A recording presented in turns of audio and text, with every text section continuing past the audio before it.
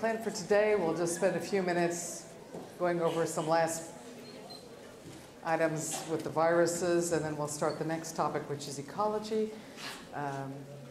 Reminder, the readings have been updated on the lecture topics reading schedule for the quarter. That's the one-page PDF. If you're not sure what that is, let's see, I went ahead and brought in a copy. Let's see, is this, yes, there it is.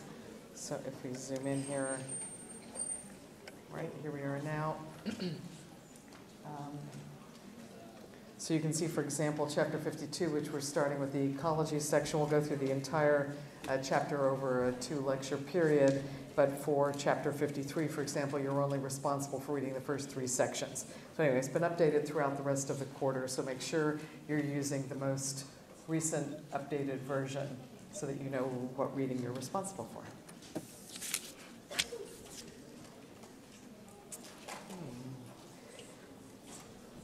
It's always interesting when a topic that we've covered in lecture ends up in the news, and so I'm grateful to Susan for bringing this to my attention. This appeared in the news today, a very rare occurrence where a baby was born still enclosed in the membranes, which normally are punctured during birth. So the doctor was so startled, he did go ahead and take a quick picture with his camera, because this is extremely rare. Most doctors will never see anything like this in their entire professional lives. So when the baby was born, it was born still enclosed in this very thin, transparent-looking membrane. The baby is fine, by the way. This is what it looks like. Now it was born slightly premature, but this was in an LA hospital. So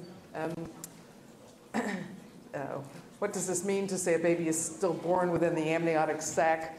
Hopefully that term is somewhat familiar to you. This should remind you of when we were considering the amniotes, right, and the consequences of the amniotic egg, that extraordinary evolutionary innovation that led to the diversification of the reptiles and the mammals, right? And the number of membranes that surround the developing embryo. And so this is figure 35-18 from your textbook in front of you right now, reminding you of what those membranes look like. So what that means then is when this baby was born, the membranes then are the amnion and the chorion. This together make up the amniotic sac. Normally, when a baby is born, these membranes rupture. This fluid in here, by the way, is the amniotic fluid. And so you may have heard the term, the water breaking. This is often something that happens immediately before birth, is often a sign that birth is imminent. The membranes burst. The amniotic fluid leaks out of the mother-to-be, and so that's usually a sign that, again, that birth is imminent. But it's very unusual to have a baby born with membranes still around it. So, amniotes in the news. This is where we left off last time, considering this figure from the virus chapter. This is figure 36-16 in front of you right now. And I wanted to point out a couple of different things before we get to the promised clicker questions, where I'll have you consider the information that's in this figure. I've modified it a teeny bit. I really disliked the way that the legend, which is now down to the lower right on the screen in front of you, is actually positioned like this in the lower left-hand corner of this particular figure, which I found very confusing, as if they're setting up Cartesian coordinates for an XY plot or something. So I went ahead and moved them, but so it didn't make you think of that. And but the legend is helpful in interpreting what these different arrows mean. We've got yellow arrows, we've got dashed black arrows, and the dashed black arrows are supposed to relate to issues of genome replication, whereas the orangish arrows are supposed to represent steps leading to production of viral proteins. But let me draw a line right across the top here to focus your attention on the major differences between the classes of viruses. As mentioned before, the 7 major classes of viruses are shown here, and the primary differences between them are type of nucleic acid. Is it DNA or RNA? And is it single strand or double strand? and if there is presence or absence of reverse transcriptase, which is what this RT stands for. So the reverse transcriptase using viruses are shown over here on the far right. Again, just to remind you, red in this diagram stands for DNA, yellow stands for RNA, and there are two different types of RNA listed here because of the different directions of the complementary strands when you end up with RNA. So the reason that I drew the line then is to emphasize that the very top part of the diagram for each of the classes shows the form that the viral genome is in when it's a virion, when it's a virus particle going off to infect another cell, right? So in other words, double-stranded DNA, we've got two red lines indicating the two strands, single-stranded DNA, one red line, double-stranded RNA, two yellow lines, single-stranded RNA, one yellow line, etc. Okay, so this entity on the top then is what the genome looks like in the virus particle. But then looking below the line that I drew, what this shows is the other forms within which the genome is transformed as it is undergoing replication within the host cell. So for example, class 2 here, although in the virus particle it may be single-stranded DNA, once it's in the host cell, then a complementary strand is formed and one ends up with double-stranded DNA prior to making of mRNA and then proteins. Okay, so that's how to interpret this particular diagram. Let's see, the other thing that I wanted to point out here is one addition I'd like to make on this diagram is regarding class 4 here, and that is the single-stranded plus RNA, which means the plus meaning that it's already the right strand to act as a messenger RNA for making of viral proteins. And so I'm not quite sure why the Scientific Illustrator chose to show this as a number of arrows, because after all, it should really look a little bit more like this, because the single-stranded RNA can act immediately and directly as a messenger RNA for the viral proteins. And when you look at the bottom part of the graph here, you should, of course, be thinking, what kind of proteins? Viral proteins, proteins that the virus itself encodes. And again, quick review, two major types, right? One is structural, the proteins that make up the capsid, and also any enzymes, because after all, enzymes are also proteins. And so any enzymes that the virus needs because the host cell doesn't have the proper biochemical machinery for the various parts of the viral replication, then the virus has to encode it itself. So let's go ahead now and jump into a clicker question. Now, I'll do this as an any answer counts, but that's only within a certain range, 1 through 8 inclusive, because you should only pick those answers. If you pick something else, it'll actually be counted as wrong. By the way, if you still have an original clicker or clicker 1, then you're not going to be able to input a numeric. So clicker 1 or clicker original, people will have to hold off. We'll do a separate clicker for you just so you can click in. But I didn't anticipate you wouldn't be able to click it at all, but apparently that's how it works. So I'm going to go ahead and change this to, oh good, it's already set it as a numeric. I'll go ahead and start this up and then explain what the question is. So this is so here's the clicker question down here in the lower left. So based on the information in this figure, this diagram that we've been discussing, which class of viruses, meaning 1 through 7, right, is indicated by these Roman numerals, right, 1, 2, 3, 4, etc. Which class of viruses is unlikely to be latent, dormant, entering a lysogenic cycle? Can you tell, looking at the information on this figure, which one is unlikely? And if you think that all of them are actually fairly likely, then you should pick 8 as the none. Okay, that's why 1 through 8.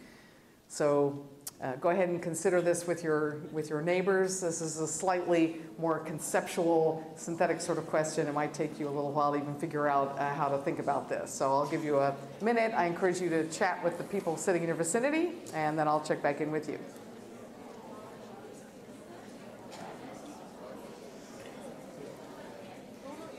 Yeah, it surprised me at 1. All the people with the clicker ones, I hadn't realized. I thought that they could at least pick 1 through 5 inclusive, but they can't. If they hit it, it just ignores them. It doesn't let them in. Oh, really? Yeah, so about 100 out of the 300 actually had a clicker 1 in the 1 p.m., which really surprised me. Because these are mostly freshmen, right? So you'd think they'd have a clicker 2 because that's all that the bookstore is selling. But Yeah, they must they're be getting getting those used or hand-me-downs. whatever. I mean, they can certainly get them cheap. Many classes actually require the clicker 2 so they can type in, alphanumerics or whatever. But Sure, but anyway. for this, it's yeah, so anyway. necessary with this one time. What's that? It's only needed this one time, right? So Yeah, because I don't usually. I mean, the thought of having people like type is so horrible. To for most answers is completely irrelevant. Huh?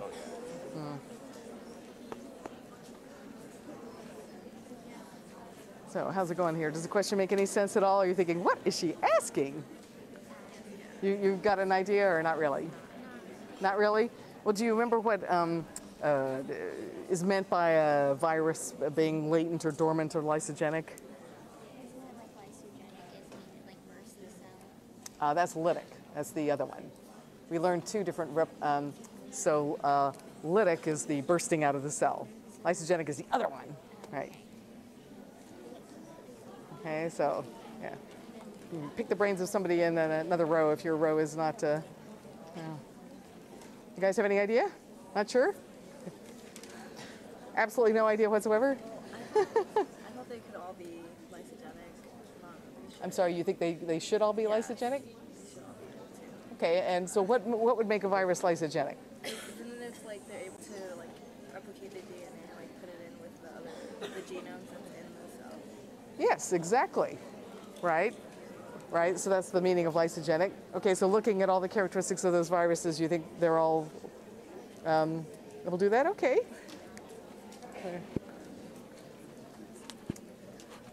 Oh, you're on the uncomfy seats. You guys okay back here? Yeah.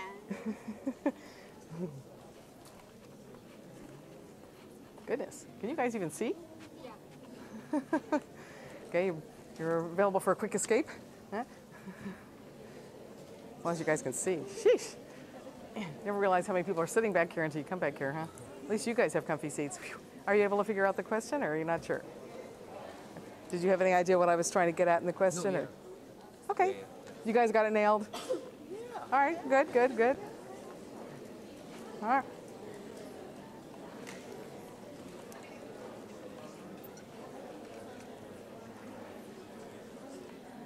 Okay, so some people had a good idea of what I was trying to get at. Some people were really a bit stymied. Well, let's see what you guys think. Go ahead and shut this down. And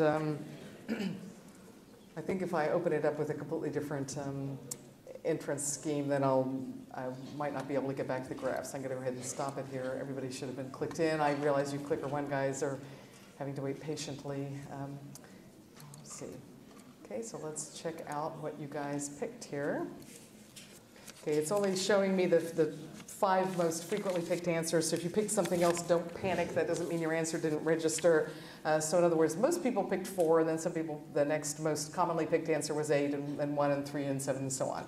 So what was I hoping you would think about? As I wandered around, some of you were not sure what these terms meant, which is a little worrisome, because certainly there's relatively few fun facts about viruses I'm wholly responsible for, but knowing those terms, absolutely you should know what this means. Most of the conversations I did over here, though, the students did understand that this meant that the virus had actually inserted itself in the host genome and was being replicated along with the host genome, which is excellent.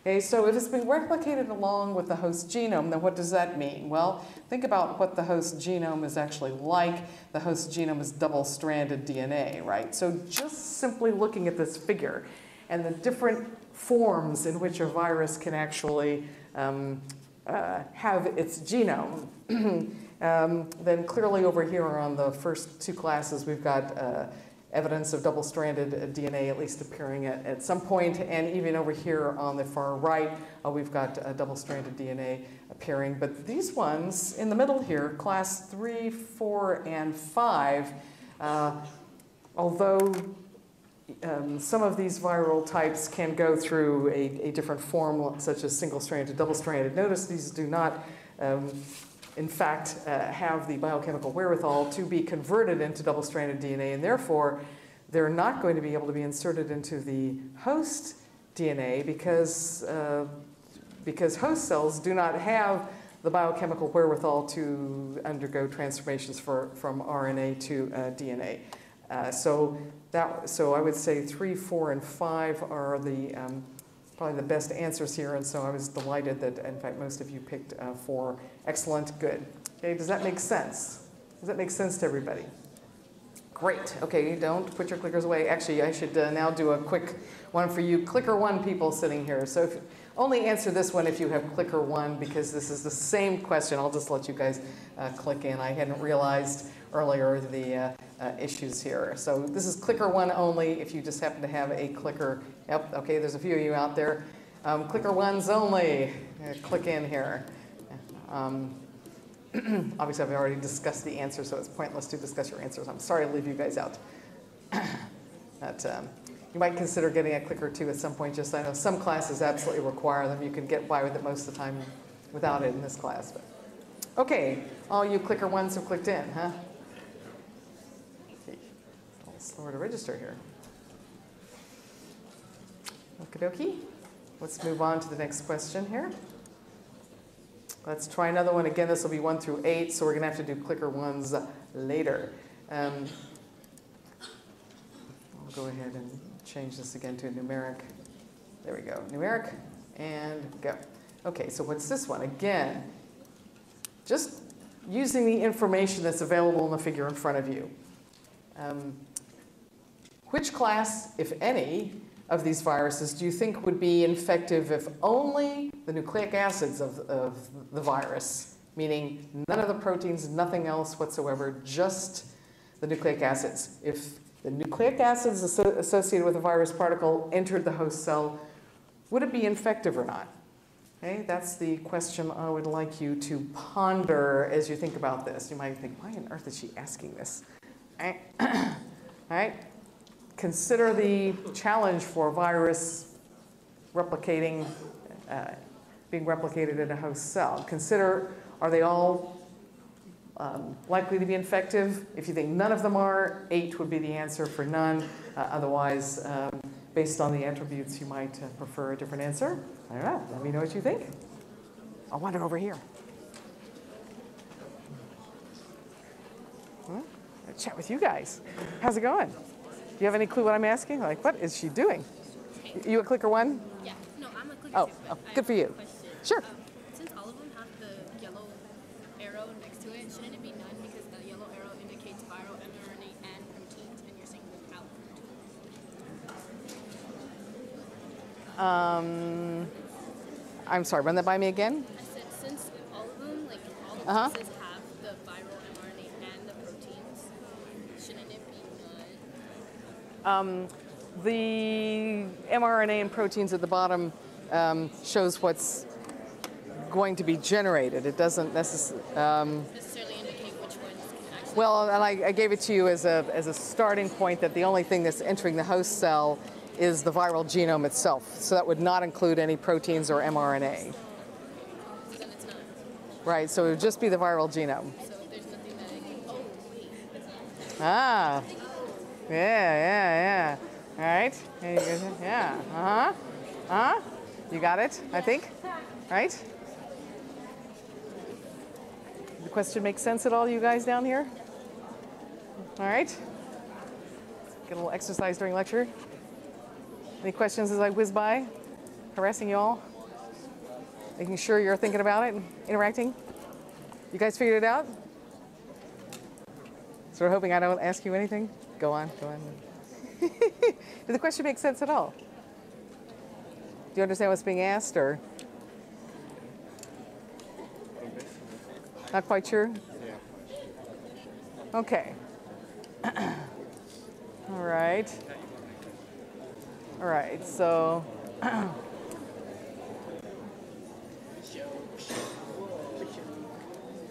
so what is the host cell set up for in terms of dealing with DNA or RNA or proteins or any of that stuff? What's it set up for? You learned this in Bio93. I'm sorry? Right, but what specifically? Does it use proteins to make DNA? I mean, what leads to what? Transcription and translation. Right, so transcription and translation describes what? Describes Right, which is what? DNA, RNA, protein? DNA to RNA. Good. DNA to RNA. Right? Right? And then what is the RNA used for in a host cell? To make what? Proteins, right? Right? DNA, RNA, proteins, right? Okay, think about that. All right.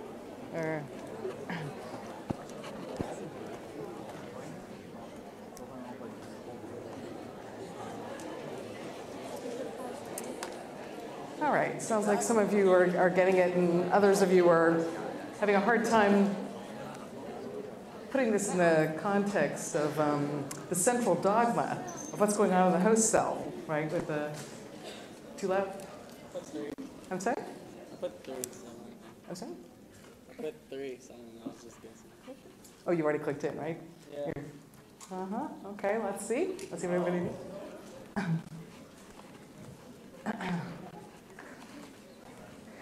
Okay, right, so the host cell, we've got DNA replication, we've got DNA being used to produce mRNA, being used to produce proteins, right? Right. Transcription, translation, should be all very familiar to you. But what about these viruses then? They're kind of coming in as interlopers in the middle of all this, so well-oiled host cell machinery. Well, let's see what you guys think about this. Okay, so 1 was the most commonly answered one. Let's see here, how to think about this. Well, just considering what what information is available to you in the figure, which is the only relevant context for this particular question, then hopefully you'd be thinking what parts of this replication would be absolutely dependent on a virus bringing its own enzymes in, which are proteins, right? Bringing its own enzymes in, because otherwise nothing's going to happen because a host cell isn't set up for the next step. Well, one clear example of a virus that should be just ready to go is this one, right? And so, let's see, this is number 4, and in fact, is that even on the top? Well, at least it made the top 5. I think this is the most sort of obvious one, honestly, is that a virus of this type already is functioning mRNA, right? As soon as it enters the host cell, bam, it can be used to make proteins. And what are these proteins? They're viral proteins, so they can direct viral replication. Other reasonable answers would be to consider, well, what is a host cell used to dealing with? Double-stranded DNA, right? Which ones have double-stranded DNA? This one and this one, right? So at least as a starting point here, this would be a logical first guess as, you bring the double-stranded DNA, at least the host cell machinery can deal with double-stranded DNA. So I would consider sort of 1 and 7 excellent answers as well. I'm not quite sure what was going on with 2. I don't know, maybe you guys can explain that to me during office hours, but anyway. The purpose of this exercise is to try to get you to think about the challenge for replication of a virus that is using a different combination, getting away from the central dogma of DNA, RNA, protein. Now, we looked at one example, or actually we looked at a couple of different examples of viral cycles. That was for a non-enveloped bacteriophage. We looked at lytic and lysogenic cycles.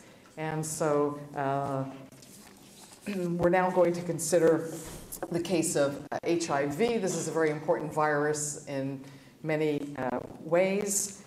And one thing, obviously, is the number of individuals that are infected with HIV. This is a really different kind of virus, and its interaction with the host cell is very different than the examples that we've walked through. So let's go ahead and take some time to walk through this one. So HIV is, in fact, a class 6. So if we go back here, meaning that it's a single-stranded RNA, it is a reverse transcriptase using virus, and it is the positive sense, meaning that it is sort of ready to be transcribed. Okay, so I found this nice animation, which covers much of the material in 3 figures from your textbook and also some of the information in text. So I'm going to sort of chat about this with a moving animated background instead of walking through the static figures, although the static figures are also extremely informative. So let's start by looking at the overall structure of a virus particle specifically for HIV. Because it is an enveloped virus, it does have this envelope. So here's the envelope right here, right? So this is a lipid membrane, and it's got proteins embedded in the membrane, which many enveloped viruses do. And then within there is the part that non-enveloped viruses have, which is a protein capsid surrounding the nucleic acids. And notice there's some other objects in here. This is the first time that explicitly we've considered enzymes that are brought into the host cell along with the nucleic acid. So we'll see that. I'll go ahead and start up the little animation, so we'll start moving here. Again, just to remind you, we've got single-stranded RNA, so that's what these little wiggly lines are supposed to represent, is the RNA. Is it running? Yes, it is. Okay, it's coming in contact with a cell. What kind of cell? Specifically a T cell. This is an immune cell. I'm going to pause it for a second. So this is a type of an immune cell, and it has some specific receptors, namely the CD4 receptors, which are described very nicely and clearly in your textbook, which are proteins on the outside of some of the immune cells, specifically a particular type of white blood cell circulating in our blood. So the HIV virus then, go ahead and start this up, the proteins in the envelope recognize and bind to the CD4 receptor, and so the response by the host cell is then that the membranes fuse together. So you can see now there's the membrane that used to be, well, it looks like part of the cell membrane, but it used to be the envelope around the viral particle, which is now inside. Okay, so we've got the capsid and then the RNA. So now we see all the individual parts. So there's a bunch of different enzymes here and the RNA. So remember, this is positive sense, so it's sort of ready to go here. But first, let's see what's going to happen. I'll pause here. So here we are out in the cytoplasm, right? This orangey circle represents one of the enzymes that is brought in by the virus, specifically reverse transcriptase. It made a complementary strand of DNA to go along with the RNA, which was the viral genome. Then it has a separate enzyme. I don't care if you know the name of this or not. Notice all of these are different colors indicating they're different enzymes brought in by the virus. That got rid of the RNA, so then the reverse transcriptase can go ahead and then take the single-stranded complementary DNA and make the other strands. We now have double-stranded DNA. But look, we're out here in the cytoplasm. Here's the nucleus way down here in the lower right. Not to fear, the virus has brought in some other enzymes. There they are. It's called integrase. This is another viral enzyme that the HIV brought into the host cell with it, which allows it to move into the nucleus and insert itself into the host DNA. So it couldn't have been inserted as single-strand RNA, but it certainly can as... I'm going to erase this. I thought it would, as the animation continued. This is annoying me to look at these. There we are. Right?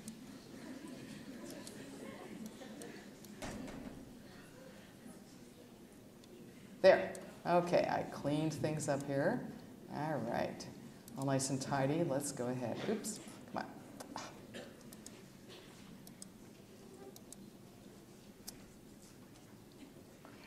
Sheesh. Yep. Come on. Where's my arrow? Okay. All I want to do is start my movie. Help! Okay. Sheesh. I have never had this problem before. This is funny. Okay. Let me just turn that off. Yes, I have my arrow back. I'm so happy. Okay. All right. Here we are. We've got our viral genome now transformed into double-stranded DNA in the host genome as shown here. Notice it's labeled provirus. That is a specific name given for the part of what is now all one continuous DNA here, though the part that was originally from the virus. Okay, so now what's going to happen? Now, as this is lurking in the nucleus here, now it can actually be used to form mRNA, and that's about to happen any second here. There we go. There's some RNA, and of course this is labeled viral RNA simply because it is being copied from the viral part. So now we've got RNA out in the cytoplasm, we can start making viral proteins. So these are viral proteins now accumulating in the cytoplasm, but there's lots of different proteins that need to be made, right? We've got the parts of the capsid, we've also got all the enzymes. So the enzymes have to be made, and don't forget the proteins that are going to end up in the envelope as well. So that's what we're looking at now in sort of diagrammatic form, is we have then the manufacture of these membrane-embedded envelope proteins that are then moved to the outside of the cell, as shown here. And here the scientific animator has sort of fast-forwarded here. We see a whole collection of viral products that have now been made. We've got the single-stranded RNA ready to be packaged. We've got the capsid proteins. We've got various enzymes, which now just need to be packaged together in an appropriate way to make the next HIV particle. So let's go ahead and see what happens next.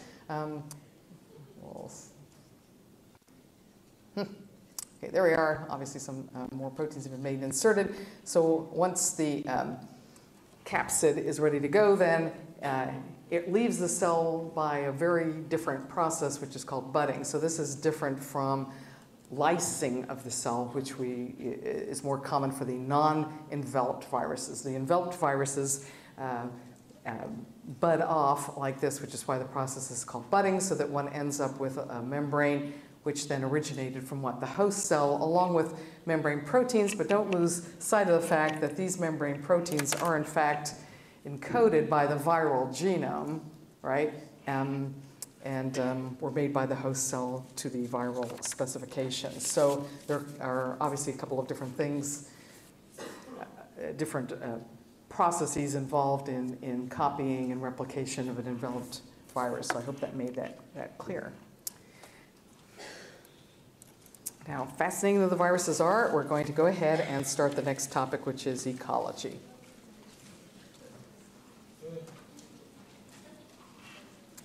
Okay, so let's start by considering what ecology is. Ecology is usually defined as the study of interactions between organisms and their environment. The environment can also include the other organisms that are in the surroundings of the individual individuals we're considering. And scientists care about these interactions because they determine the distribution and the abundance of organisms, which is central to the questions that are often asked in ecology, in ecological studies. So what is meant by distribution and also abundance? I need my pen back. There we are. So distribution just simply means, where are the organisms? Are they on a coral reef, or are they on mountaintops? Are they in valleys? Are they in forests? Where are these organisms? And you can tell simply by inspection, going out into any kind of natural area. You can even see that in this picture, that there are differences in flora and fauna, even in the areas that you can look at in this picture. And so not all organisms are found everywhere. Their distribution is limited. So part of what ecologists care about then is the underlying causes for the observed distribution of organisms. Abundance just simply refers to, well, how many different kinds of organisms are there? Are they rare? Are they common? And how many are there?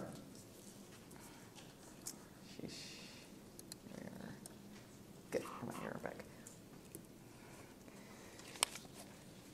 So as ecology has formed into a more mature and multifaceted area of inquiry within the biological sciences, it's now usually subdivided into a number of different subtypes, and those levels of ecological study are shown in your table 52-1, which is sort of similar to the figure that I'm showing you right now, which I prefer because it shows the more inclusive level up at the top here. And so, for example, organismal ecology, shown down here at the bottom, focuses on individual organisms, and behavioral ecology would be an example of that. There's also population ecology, community ecology, ecosystem ecology, global ecology, and let's see again. There.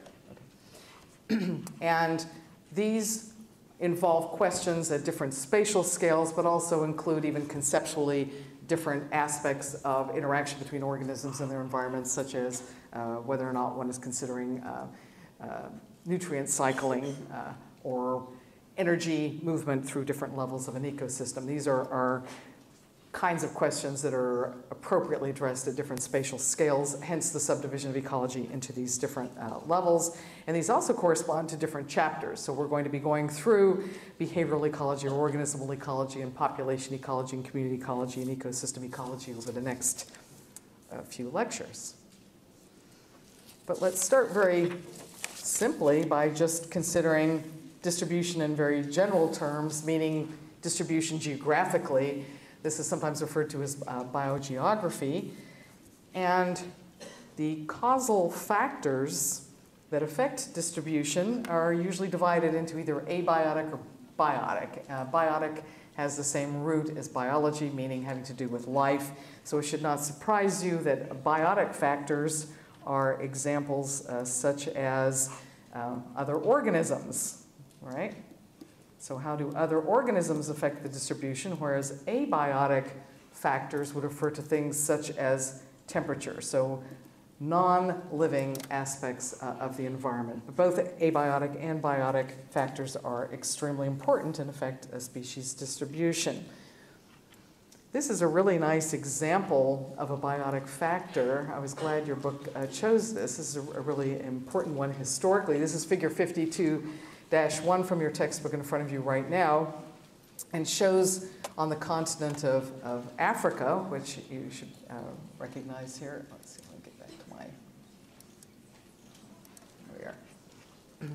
So in Africa, there is a particular insect, the tsetse fly, which covers an extremely large range of Africa. If you look at where the red color is shown on here, an entire huge region of Africa is inhabited by tsetse flies, which has enormous implications for many of the vertebrates that live in the region, including humans, because the tsetse flies are really important vectors for a group of diseases called trypanosomiasis, which is a more general inclusive term for a whole group of diseases.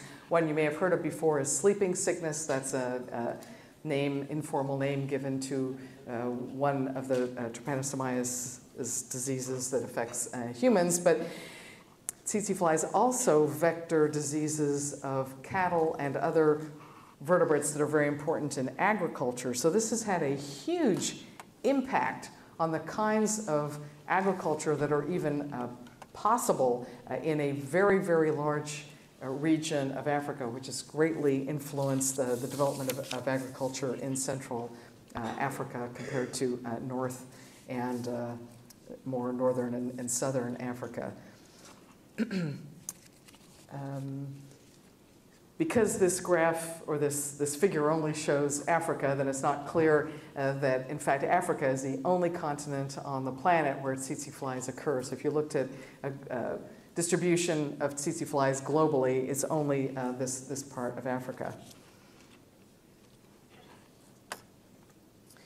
One of the scientists who is most closely associated with the concepts of biogeography is a contemporary of Charles Darwin's called Alfred Russel Wallace. And just as at the same time as Charles Darwin was traveling around the world and being struck by the patterns of organism diversity that he directly observed during his travels, the same thing was happening with Alfred Russel Wallace. And he's been immortalized in a different way, as shown here in figure 52-2 from your textbook, which is in front of you right now, by the so-called Wallace line. In this diagram, this is a line shown in bright red, and so this is clearly over on the western Pacific edge. We've got Australia down here in the right-hand corner, and then mainland Asia up here in the upper left. And what Wallace directly observed as he was traveling around these areas and these islands was that there was a very distinct and abrupt transition between the animals in particular on one side of what is now called the Wallace Line. He didn't call it that. On one side of this line compared to the other. So he would see more similar organisms in New Guinea and Australia, for example, and more similar organisms in Borneo and Sumatra, but very distinct on either side. It's northwest versus southeast area.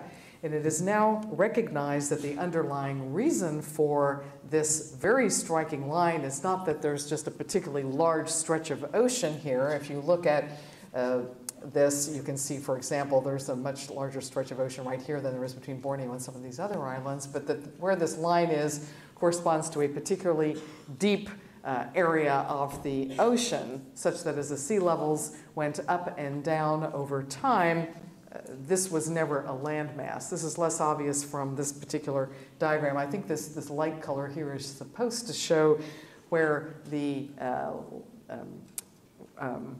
where there were areas that were actually land during parts of the last few tens of thousands of years, but it's not actually indicated as such. But I did find a nice explicit diagram for you that shows this point. And so this is the same area of the world. What amused me actually about this particular figure that I found in the, from the internet is that there are a number of lines identified in here, not just Wallace, but Huxley and Weber, and apparently a bunch of other scientists also lay claim to noticing the abrupt transitions between the animals on the two different sides of this divide. But what this shows, and these unfamiliar names, by the way, are names given to continents that don't exist in this form at the present time. So for example, you can see Australia, there's the outline of Australia, but this has a different name because what this name is referring to is actually the continent that existed when? During the last glacial maximum. I need my pen back. What is meant by that? This means during the very last glacial period when the glaciers were their most extensive point. So this is about 20,000 years ago. So this is approximately what the periphery of the continents looked like at that time. Why would it be any different? Because the sea level was lower during this period when glaciers were to maximum. More of the water was locked up in the glaciers, less was in the sea, so the sea level was about 110 meters lower. So anything that normally would be within 110 meters or less depth would then be land. So you can see that many of these land masses that were in fact separated from each other normally were in fact connected to each other. So that's what's driving then the pattern seen on either side of the Wallace line, is that many of these land masses were in fact connected together. And while we're talking about last glacier maximum, I thought I would show you this particular diagram. Again, the last glacial maximum, we're talking about 20,000 years ago or so. Many students don't realize that North America was also impacted during the last glacial period. And so what this particular graph shows is the extent of glaciers at the maximum glacial coverage. And so you can see much of Canada and then down into parts of the United States, what is now the United States as well, the Northeast and parts of the upper Midwest. Look at Europe. Much of Europe was covered by thick ice. So during this time, then, this was not a time when it was easy to have human habitations on these ice-covered areas. So that had also a huge impact on human history in those times. So that last glacier period ended approximately 12,000 years ago or so.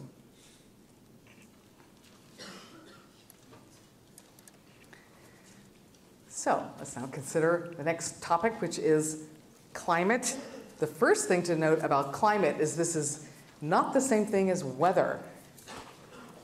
The term weather is used for a much shorter time description of temperature and winds and precipitation and so on. Weather we can talk about as changing hourly or in a daily period. When one is talking about climate, one means a more long-term way of describing, let's see, is this, nope, it's not.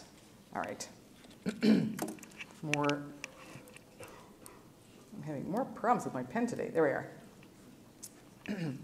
Long-term meaning longer time periods. I think it's helpful to consider something less vague than just longer term. Something on the order of about 30 years is a good guess for the typical time intervals over which people usually consider climate. So it's more than a week, it's less than 1,000 or 10,000 years because there are significant changes within those time periods. So I think order of about 30 years or so is usually when one is, means when one is considering longer term estimates of prevailing weather conditions. And this has an extremely important influence on the distribution of organisms. And of course, we're talking about abiotic components that are climate related. And so the four most important ones are considered temperature, precipitation, meaning rainfall, amounts of rainfall, sunlight, how intense it is, how many hours you get per day typically, and what is the wind like. So we'll consider all of these factors more later.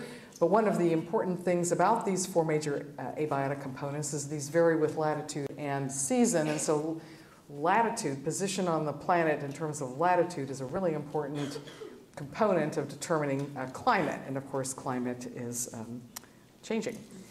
So how could we describe where we are on the surface of the planet? And latitude is something that's very important. What is latitude and what is longitude and what are the differences? Well, it's really easy to describe where you are if you have something like a flat two-dimensional surface. You can use Cartesian coordinates, x, y, and move around in this. Latitude and longitude is trickier because we're talking about the surface of a round object. And so latitude and longitude are lines that you get if you attempt to take something like a grid and kind of wrap it around a round object such as the globe shown right here. So when one does that, then one ends up with lines that go that are parallel to the equator. So those are the lines of latitude. I do expect you to know this. Hopefully many of you know this already. If not, this is an important aspect of scientific literacy to understand these concepts. So latitude describes how far north or south you are. 0 degrees means you're right at the equator. Let me get my pen back. There we are. So 0 degrees means you're right at the equator. And then you can go as far north as 90 degrees. So this is, there we go. If we start at 0 and we are ending up at the North Pole, that's a right angle, that's 90 degrees. You can't go farther than this, right? Similarly, if you're going south instead of north, you can go as far south as 90 degrees, and that's as far as you can go. There's no such thing as 91 degrees north or 91 degrees south. Once you reach 90 degrees, and then if you go further than this, well, where are you? You would just measure it from the equator. Okay, does that make sense? So the lines of latitude are shown here on the left, and then longitude. Notice that latitudinal lines, by the way, are parallel to each other. That is not true for longitude, except they're parallel to each other just sort of at the equator. So here's the equator right there. Lines of longitude run from the North Pole down to the South Pole. And so whereas latitude goes from 0 to 90, either south or north, lines of longitude start at Greenwich, which is located in England. So there it is right there. It's labeled the prime meridian. And then one can either head west or one can head east. And because this is a circle, you have 360 degrees, but you only go 180 in either direction. So the complete range of longitude is plus or minus 180 degrees, or you can consider it 0 to 180 degrees east or 180 degrees west. Latitude is so important that I do expect you to actually know what our latitude is. So let's consider, what is our latitude? Here's the answer to the nearest degree, which is fine for our purposes. 34 degrees, that's our latitude. It's actually 33 point something. 34 is close enough. And I expect you to know this. I can even promise you'll need to know this for a question on the final exam. I think it's so important because you'll need to put this in context as we consider the phenomena we'll be talking about in the future, is where are we in the planet. So 34 degrees, one last point here. 34 degrees means what? Starting at 0, going a third of the way up towards the North Pole. There we are, right? we're slightly more than a third of the way heading up to the North Pole, north of the equator. We'll spend some more time talking about latitude on Friday. Perhaps I'll see some of you in office hours tomorrow. Otherwise, I'll see you Friday.